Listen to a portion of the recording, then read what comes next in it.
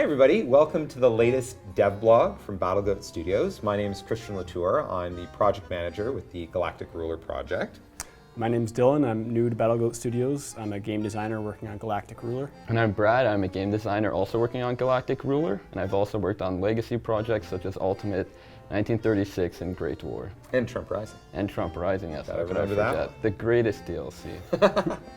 So today we're going to take a bit of a break from talking about game development specifically and show a bit of some of what we'll do to try and get influences outside of just digital. Obviously we're making a space strategy game. We check out competitors in the area of space strategy.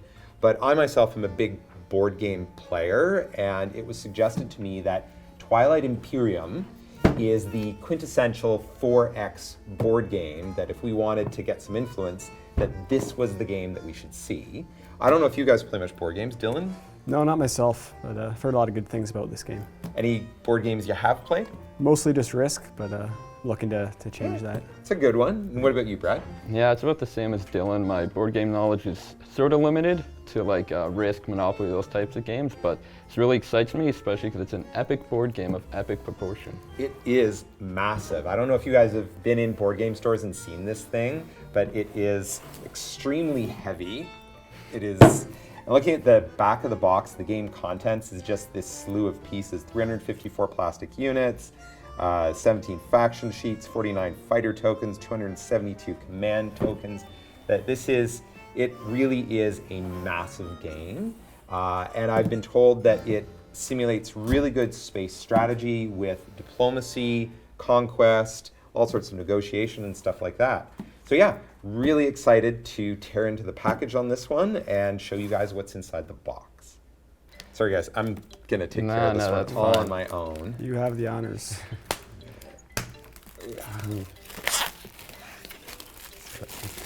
You can grab all the garbage from it. Really nice looking box, for sure. Everybody always comments about the fact that it has a space lion on the front, that people love that. But I'm noticing the variety of races here. They've got a bunch of humans across there. I'm seeing flags, ships that are clearly from different races. So that's good. And across the edge of the box, they have what look to be, I'm gonna guess that they're faction markers. Yes. To show us all the different races. And yeah, even the side has pictures of more of the races. So a really nice box. Ooh. Wow. Ooh. Nice tight fit. Yeah. Jeez. Wow. Okay, we'll set that a bit out of the way. Fantasy Flight catalog. Fantasy Flight, of course, are the ones who've made this latest version. That this is actually 4th edition, that there has been multiple versions of Twilight Imperium over the years. These to you guys. Wow, they're almost falling out. Yeah. Those are really well punched. Yeah. So I'm going to start laying some of these forward. We will be able to start taking those out. The pieces fall out. And that's kind of nice to see that, because sometimes you get a board game where as you're pulling out the pieces, it'll sort of damage the piece, or you get a little bit there, but these are like really just falling out. Yeah, Quality punch job. There is a learn to play manual consisting of 23 pages. Then, here, you look at the lore compendium. Wow. The rules reference is another 31 pages. So yeah, rules reference book. What did you say this one was? This is a learn to play guide. And this is the lore. So I'm guessing that'll let us find out about the various races and stuff. And yeah, it's interesting as somebody designing a board game to look at the different planet styles they have and the size they have. In some of the discussions we've had about what do we want to have in space as our players are moving their stuff around. Though I'm seeing some of these are binary planet systems, I guess. Yes. Where a lot of them are single planets. Yeah, good stuff. Yeah. And obviously they're giving us some numbers. So as you're playing the game, glancing at the planet obviously is going to give you some data immediately that you should be able to figure out. Again, that's the kind of concepts we want to be carrying through, is when you're making a digital game to still have easy reference to stuff. Oh yeah, definitely. Yeah, I really like the concept art that's in this lore book here. It's quite beautiful. Oh wow. All these concepts that they have, and really. Some quick Here's a nice reference box. sheets. One for each player, I assume. Okay. So I will randomly pull one of these out and pass it to Dylan. Who did you get? I got the Barony of Letnev. Pretty cool. It's a cool looking guy on the front. I guess a whole bunch of lore on the back. Oh yes. Brad, here's yours. You got the Ghosts of Krus. I think that's how you pronounce it. Probably just butchered it, but All slide one. Oh, look at that. I managed to pull out the Emirates of Hakan. I got the lions. The iconic Nice space draw. lion. So yeah, and it's interesting. So again, the type of things that we might do in a game like ours, that they've got some information around population, government, leadership, disposition, tendencies. So yeah. We can give you some starting units on the bottom here, starting technologies, all Oh, cool so that you stuff. know what you start with. Yes. That's neat. And obviously the other side is telling us about the ships that we're going to do, that show cost, Yeah. combat move, capacity. And spread out some of your pieces.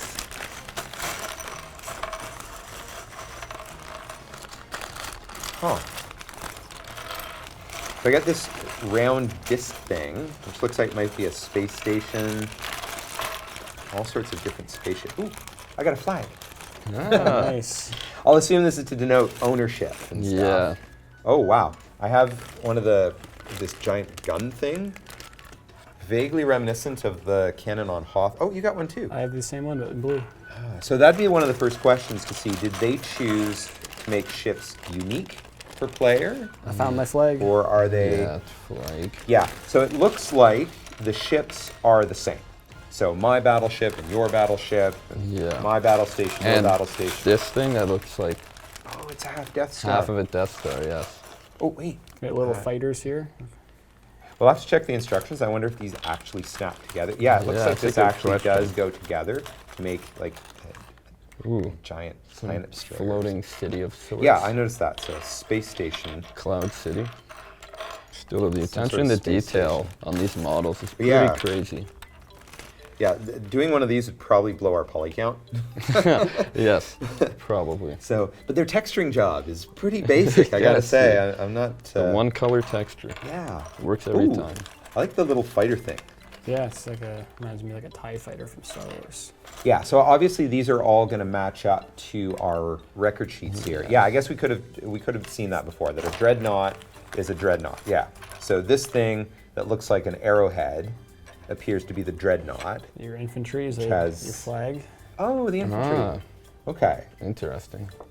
So that'll be one of the things that'll be interesting to see, that in this game, my sense is that the battle is, and I'm guessing, because I haven't read the rules yet, but I'm guessing that most of the conflict happens on the planet, or sorry, in space. But the fact that they give us the flag for the infantry, I wonder if you can have opposing infantry troops on the same, start skimming through the instructions, see if you can do planet to planet, because that's again the sort of thing that we're working on right now, is having made all sorts of Supreme Ruler games over the years. We've always been focused on a single planet and having land, air, sea forces fighting there. So as we transition to a space game, there's been all these questions around, okay, what is iconic to the series? What are we going to keep? What are we going to transition? How much of this really stays in the same vein as what we've done with the Supreme Ruler games? So in terms of any of the questions we've been struggling with, Brad, has there been anything that stood out to you as things that you're hoping, looking at a game like this, might help us think about? And Yeah, I think just like looking at the almost like expansiveness of this game and just seeing like how they handle the planets, the races, the information they give you. I really like how they convey that information, and it feels very sci-fi and like spacey, and it just feels like this galaxy that is like fresh and new to the players, and like it encourages them to want to just go out and see everything and like experience it all. So I think Right. that is something we should try to aim for with our game, of course, is it is space and just this like expanse of like exploring and these like different types of ships and everything like that. And yeah, mood is definitely one of the things that I've heard this game does really well. And diplomacy is another one of the things that I'm really interested to see how it does. Yeah. Because diplomacy has always been a key element of the Supreme Ruler games, that you would sign your treaties, you'd go to war, if you got lucky, you might get peace with somebody. A lot of times you attacked me, I hate you forever. And that you could easily get locked into some of those things. And we have this desire to still have diplomacy as a game element, but how do we want that to be exhibited? Oh, and how does that work when you suddenly have multiple planets? Yeah. And trying to deal with all the factions that you're dealing with as you fly around and stuff. Did you find anything about the infantry in there? I did. It looks Invasion. like the infantry is only available on the planet. You have two combat examples here. You have space combat and then you have ground combat. Ground combat. That's definitely, I like the fact that it has both. That it's not just, I blew away your spaceship, so suddenly everybody down on the planet is going to just, hey, sure, we give up. But yeah, when I think about other sorts of sci-fi influences, obviously thinking about stories like Star Wars, we get used to seeing all those space battles, but we all look at something like Return of the Jedi, where you also had the conflict happening down on the planet at the same time. Another example I think of was in the remake of Battlestar Galactica, which I don't know if either of you have seen. Bits and pieces of it. Bits and pieces. That you end up with an episode where the humans are on a planet and suddenly the Cylons appear in orbit, and the conflict that's happening in orbit does not immediately deal with what's happening on the planet. So I definitely like stories that tie that together. Oh, yeah, that definitely. go beyond just the space element. That, yeah, I love flying around my ships and blowing things up. But when we look at a lot of the stuff we did really well in the Supreme Ruler games, it was having the planetary combat, moving things around, managing your resources, your technologies and stuff. So yeah, the game's looking really great, and I'm realizing that we should probably take a moment to finish punching out all our stuff, stack it on the table, and then we can tell you guys a little bit more about what we're seeing from the game and how far we're going to go, because we're going to have to do some tutorials, I think. Oh, yes. Yeah. 2 online tutorials might be helpful. So yeah, let's start some punch-outs.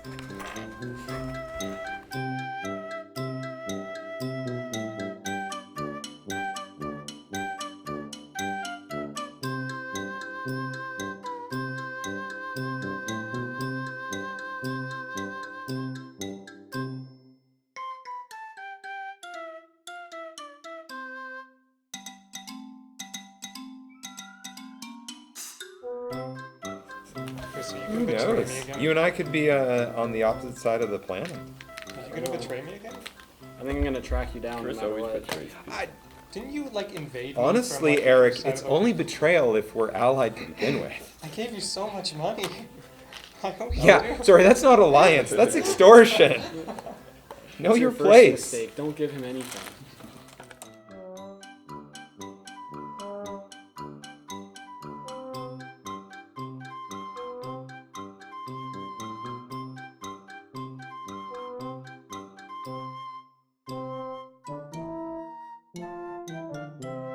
So welcome back. That has taken us a little bit of time. There really are a lot of pieces to this game. Wow. So we've managed to sort out a variety of the tokens. We did a bit more looking in the box and realized that we actually had not even found everything yet. No. So, but we punched out all these planet tiles, which have some really neat ones. There's some red-backed ones, green-backed ones. Dylan, you were saying that you figured that this is part of the setup that you saw in one of the manuals. Oh, there's blue-backed ones. So you're thinking based on number of players, or? This sheet right here details it all. You have a 3, 4, 5, and 6 player setup. 6 player. I hadn't noticed this could be played up to 6 players. Wow, that would take a very long time. So yeah, so we have all these really neat planet tiles, and we notice that there's this one tile for the Crus race that has a very unusual shape. And haven't quite figured out what we're going to do with that yet. But it's very cool. And yeah, so, and all sorts of little triangle tokens and rectangle tokens, some of which we didn't even bother. Oh, no, I found another triangle. Oh, no. There's more. Including this one right here. Class. There is a speaker token, which I have never needed one before, but sure, if people want to give me one, It could I'm be happy. useful. And then there's markers that says 1 victory point on one side and then 6 on the other. There's a token, I think that was one of the race symbols that we saw on the side of the box. It's close to this one, but it's not not the same. It has a 0 on one side and another symbol. And then, oh, this is the symbol that we had with the Crus thing? Yeah. Don't know what that's for. There's another faction token like that. Yeah, so a bunch of tokens like that. And then, So dice, which I'm going to assume this is for combat. Well, that's interesting. So this game consists of 8 10-sided dice. They roll pretty nicely. Again, I'm a dice aficionado. As well as board games, gotta like the dice, especially if you played any D&D. And then decks of cards. So here, you grab that one, start looking at it for a moment. I'm gonna grab this one. Brad will grab this I'll one. So take go ahead, this open up one. yours, and let's see what's in that one. So what do those cards appear to be? It appears that there is a handful of these victory point cards. Status phase, they say on them. Okay, and getting That is 1 cool. point, I guess. Some laws, directives. Laws and directives. Cool. So mine, I'm seeing planets. And I think there's cities on the other side or something. Oh, so on one side, oh, so actually, I guess you're right that I was looking at this, probably capital city. Okay. Freya, Abiz, Mir, That's cool. Arenum. And then on the other side is, or no, that's the name of the planet, not the name of the city. So Freya is brutally cold ice world, populated only by a few scattered mining camps. Despite brutal climate, highly prized for its deposits of rare ores used in starship drives. So it does give us a bit of a sense that there is resources to be gathered that are going to be key to your expansion. And so it looks like that's the whole deck. So yeah, a deck of planets, likely matching up to what we've got in here. Yeah, I So see interestingly, that. I liked that there were some binary systems, or systems with 2 viable planets, but the cards appear to be individual, that there is 1 card at a time. So that's cool. What was your stack?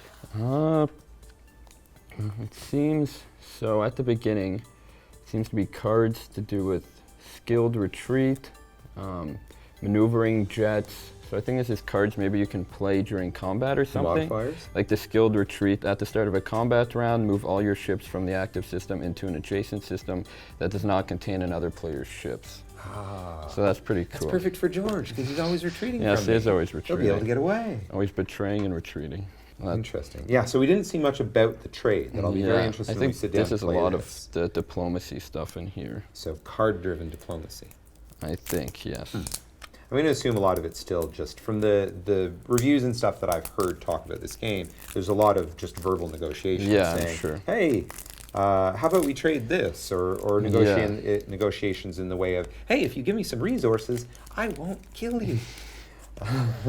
All those friendly things. So what did you find in that deck? It looks very similar to this one. Yeah, these are all different types of ships. You have carriers, destroyers, dreadnoughts, fighters, infantry. They correlate to the actual plastic pieces we opened up earlier. Mine, I'm noticing the stack that I've got, the colored on the back, I got red, blue, I got Yeah, purple, green. green. Okay. Yeah, it's interesting. I think there's some voting system of sorts, because here it says, political secret, when an agenda is revealed, the green player cannot vote. Oh, So huh. that's pretty interesting.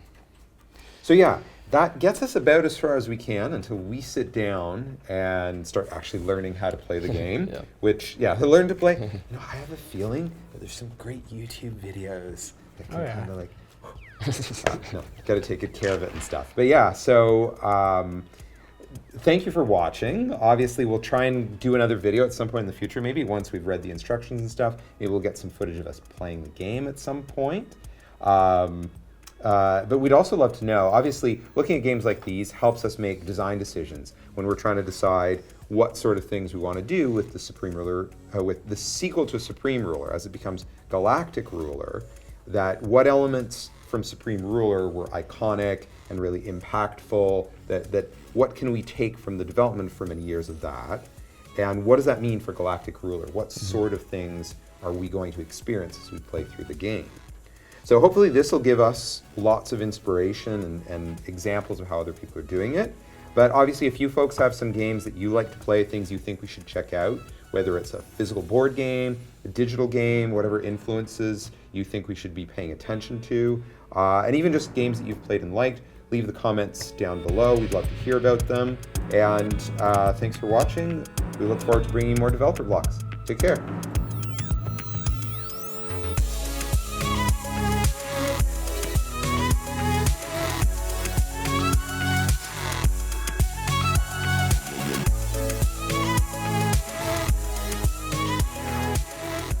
feeling I probably should have brought like a Swiss Army knife to cut into some of this. I don't want to risk it.